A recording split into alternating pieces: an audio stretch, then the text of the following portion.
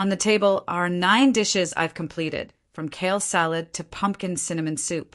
Each one takes time, effort, and seasoning, but it's still not enough by my family's standards. I'm Rachel, 52. I've been a housewife most of my life. I have no LinkedIn profile, no college degree, no notable accomplishments. Just a kitchen full of gadgets, a well-stocked refrigerator, and a family that never says thank you. My husband, Douglas, likes his toasted bread for breakfast. My son, Josh, is on the keto diet, and my father-in-law wants his oatmeal cooked for 4 minutes. Everyone has a request. Everyone sit still. Douglas, from the living room. Rachel, did you add the peanut butter? Don't forget, like yesterday. I heard it, but I didn't respond. Not because my hearing was bad, because my heart was quiet. The winter sun filtered through the kitchen curtains, shining on my hands, greasy and calloused. The clock on the wall read 4:38 p.m. I had been standing here since dawn without a break. Today was the last day of the year, a day when families gather together, raise their glasses, and toast each other's new beginnings. I was arranging the cold cuts on a tray, my stomach churning because I hadn't had anything to eat except my cold coffee since early morning. On the dining table were 9 dishes I had completed, from kale salad to pumpkin cinnamon soup. Each dish had taken time, each step, each seasoning. But everything was still not enough by my family standards. I was preparing the final frosting for the cake when Lena walked into the kitchen, still holding her phone, her hair loose like she had just stepped out of a photo shoot in the park. Oh my God, with all these dishes and the cake is still half finished. How embarrassing. She returned to the living room, her high heels clicking on the wooden floor. I bit my lip and continued to pipe the frosting onto the cake with a trembling hand. My index finger was sore from the slight burn I had just received when I lifted the tray from the oven. Josh sat cross-legged on the sofa, his game console in hand, while Mr. Howard dozed on the armchair with a wool blanket draped across his waist. There was only the hum of the heater and the smell of bacon in the air. It was suffocatingly quiet. Then came the familiar footsteps. Douglas. He walked in, his shirt straight, his hair slicked back as if he were about to receive some kind of award. It's not done yet? The cake you said you made this morning isn't done yet? It's been hours and it's already like this. I stood still. In my hand was the silver spoon, the one I used to pour the sauce onto the cake. My hand was shaking slightly. There was no sound in my head, just a deafening void. Douglas sighed loudly. You work all day and can't even finish a cake. What kind of wife are you, Rachel? His words were like a knife slashing into the deepest part of my heart. I asked myself 100 times, what kind of wife? What kind of wife? I gave up my passion for opening a bakery. I took care of Mr. Howard for more than 10 years, personally washed his urine-soaked bed sheets. I cooked, did the laundry, cleaned the house, wiped every crevice of the stairs. But in the end, I was only defined by an unfinished cake. If you were in this story, how would you handle this family? At that time, I bent down. I looked at the spoon that I had used for nearly 30 years. It was once an engagement gift, a small gift he gave me on our first day of marriage, a silver spoon for a wife who knows how to take care of her family. That day, I believed that it was his love. I held the spoon in my hand. My hand stopped shaking. I put it down on the table, lightly, but my head was ringing louder than anything. Douglas, I'm not doing it today. The family, no response. Not immediately, no one understood what I was saying. What did you say? I've done enough. This dinner, this cake, this year, the last 30 years. Enough. I took off my apron, folded it neatly, and laid it next to the silver spoon. The kitchen still smelled of baking and herbs, but I no longer found it pleasant. The smell only reminded me of exhaustion. I turned and walked up the stairs, walking slowly. No one stopped me. No one asked me anything. Maybe they thought I was just having a momentary tantrum, like before. But this time, I decided not to. I walked into the bedroom, closing the door behind me softly. The room was as it always was, neat, unmarked except for the alarm clock, which was always 3 minutes off. I opened the closet, bent down, and pulled out the old suitcase. The blue-gray color was faded, the leather trim peeling. It had been the suitcase from our honeymoon in Montana. I had called it the suitcase that started it all. Who would have thought that, decades later, it would be the suitcase that ended it? Inside were a few simple clothes, sneakers, a notebook, and my favorite lavender soap. I put a few more personal items in the small compartment: a toothbrush, a bottle of lotion, a book I'd been reading since last year, but never had time to open again. On the dressing table was a small photo, Douglas and I on our wedding day, holding hands, smiling brightly in the spring sunshine. I looked closely at my eyes in the photo. There was something radiant I didn't know when my love had disappeared. I closed my suitcase, dragged it out, and walked into the hallway, down the stairs. The house was filled with the sound of the television, playing the New Year's countdown. Everyone in the house was in the living room. No one noticed me coming. I opened the back door, and the cold wind hit my face. The sky outside was gray, and snow was starting to fall sporadically.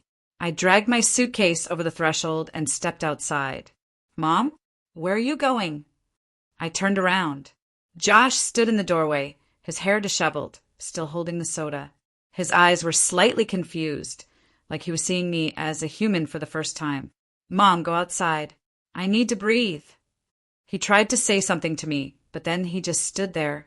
Maybe not in shock, but because he didn't know what to say to me, I said, "Washing machine, that cooks," and I started walking. I dragged my suitcase across the cobblestones where I had stood watching my son go to school, carrying bags of groceries in the snow. All those steps now came together as steps in my life. I was walking out of the zone of acceptance, out of the zone of silence. I caught the earliest bus to Portland. The bus was empty, with only a few people dozing in the seats. I sat by the window, watching the city fade behind the fogged glass. I didn't cry. I wasn't scared. I didn't need anyone to understand. I sent a short text message to Maggie, my old friend. "I'm coming. Do you have a small room upstairs?" She simply responded with a heart emoji and what he said, "My place is always available." We used to work together in a bakery more than 20 years ago. Maggie turned to open a small coffee shop and used bookstore. I turned into a kitchen for 30 years. I arrived in Portland in the afternoon. The city air was cold, but not bitter. On the contrary, it seemed to wake me from a long dream. Maggie was waiting for me at the bus stop in a thick plum-colored coat and a wool hat I had knitted for her. "You're finally out. I've been waiting for you." I laughed, my first real laugh in months. Not bitter, not sad. A strange sound, but warm and heartwarming. We walked to the small apartment above her coffee shop. Low ceilings, creaky wooden floors, hand-sewn curtains. Not fancy, but soulful. There was room for me to breathe and rest. There was room for me to start over. That night, I took a warm bath, put on my softest pajamas, and sat by the window sipping a cup of apple cinnamon tea. Outside, snow was falling all over the road, but inside I felt a warmth I had never felt before. No one woke me up early. No one criticized the cakes I'd baked. No one told me I was too sensitive. It was just me and the sound of my heartbeat, steady, strong, alive. After leaving my family, Rachel entered a whole new world, where I faced challenges and opportunities one had never experienced before. At first, she felt lost and lonely, but gradually, Rachel began to discover new sides of herself and found joy in the freedom. I rented a small apartment on the outskirts of the city, where I could freely do what I wanted without being judged. I took art classes, something I had always wanted to do, but never had the chance to do. Here, I met many new friends who shared my passion and empathy. I sat in a small cafe, the afternoon sunlight streaming through the windows, creating a warm atmosphere. In front of me was a sketchbook filled with drawings of my new life. Bustling streets, friendly faces, and peaceful moments I found in everyday life. I took time to explore and develop my own interests. I took up drawing, yoga, and even tried my hand at writing. These activities helped me realize that I could create my own happiness without relying on others. I made friends with many people from different backgrounds and stories. We shared, supported, and learned from each other, creating a new and meaningful network of relationships. Although I had moved away from my family, I could not completely forget the past. I often thought about my children and missed them very much. I understood that in order to move forward, I needed to face and resolve these feelings. I sat by the window, looking out at the bustling street. My phone vibrated with a text message from my eldest daughter, Emily. "Mom, I miss you. When are you coming home?" I heard my daughter's voice. I sighed, tears rolling down my cheeks. I picked up the phone. The sound of my children, not understanding my situation, echoed in my head. I hesitated for a moment before answering. "I miss you too, Emily. I need more time to think. Take care of yourself and the children for me, okay?" "Yes, Mom. I understand. Remember to take care of your health." I put the phone down, my heart heavy. I know that no matter if I find new happiness, my family will always be an important part of my life. Through these experiences, I realized that leaving does not mean giving up. I learned to balance between taking care of myself and maintaining relationships with my old family. I understand that in order to love others, I first need to love myself. After a year in Portland, I have created a new life for myself. Working at Maggie's coffee shop not only provides a stable income, but also helps me find joy and meaning in my daily work. I have learned how to take care of myself, enjoy simple moments like walking in the park, reading in the afternoon sun, and taking art classes. My life has become richer and more diverse than ever. The smile on my face when serving regular customers. The paintings I draw hanging on the walls of the coffee shop, each with its own story. In the evening, I sit on the small balcony of my apartment, looking out at the sparkling city lights, feeling peace in my soul. Although my new life brings me a lot of joy, the past is always present in my mind. Memories of my family, of the years gone by, sometimes make me wonder and question myself. I realized that in order to truly move forward, I needed to confront and resolve the lingering emotions. After much hesitation, I decided to reconnect with my child. The first call was tense and emotional, but it also opened the door to healing. We began to talk more often, sharing about life and changes. I understood that even though we had chosen separate paths, the bond between mother and child was still strong. With the support of Maggie and new friends, I decided to open a cooking class at a cafe. The class not only helped me share my passion for food, but also created an opportunity to connect with the community. I felt like I was contributing a small but meaningful part to society, and that brought me true happiness. Later one afternoon, I received a call from Emily, my eldest daughter. "Mom, I'm so glad we can talk again. I miss you so much." I choked up, tears streaming down my cheeks. "I miss you too, Emily. I'm sorry I left without explaining clearly. I need time to find myself." "I understand, Mom. What matters is that you're happy now. When can you come back to see us?" "I'll arrange it, honey. I really want to see you again." That conversation marked an important turning point in my journey. I realized that finding myself again did not mean cutting off all old relationships. On the contrary, it helped me understand the value of family and love better. I learned how to balance taking care of myself and maintaining important relationships. My new life has not always been easy, but I feel stronger and more confident than ever. I know that despite the challenges ahead, with the support of friends and family, I can overcome them all. I have learned that happiness is not a destination, but a journey that we create for ourselves. I stood in front of the cooking class, looking at the students listening attentively, feeling full of joy and satisfaction. Outside the window, the sunset dyed the space golden, like a symbol of a new beginning full of hope and light. As time passed, I realized that building a new life does not mean completely erasing the past. Memories, whether sad or happy, are an indispensable part of my journey of growth. I began to learn to accept and reconcile the past and the present, and from there move towards a brighter future. I stood in my small kitchen, the morning sunlight shining through the window, creating a warm space. On the table were old family photos. Next to them were new photos taken with friends and students in the cooking class. The combination of the past and the present was clearly present before my eyes. I understood that despite the hardships and sufferings in the past, those experiences helped me become stronger and more resilient. Instead of running away, I learned to face and appreciate the lessons that the past had brought. After many phone conversations, I decided to visit my family. The meeting was emotional, and I shed tears, but it was also an opportunity for us to understand each other better and heal our emotional wounds. Me in the living room, Douglas and I sat across from each other, the space filled with silence. Rachel, I'm sorry for not understanding you sooner. I've realized my mistakes. I looked into his eyes, feeling the sincerity. I'm also sorry for leaving without explaining clearly. We both need time to understand and grow. I continued my cooking lessons, but this time I invited the whole family to join. We cooked traditional dishes together, shared stories, and created new memories.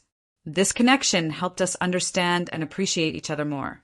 Reconciling the past and the present was not easy, but I realized that only by accepting and learning from past experiences can I move forward firmly. My family and friends are precious companions on this journey, and I am grateful to have them by my side. The whole family gathered around the dining table, laughter echoing throughout the room. On the table were dishes that we had prepared together, symbolizing harmony and love.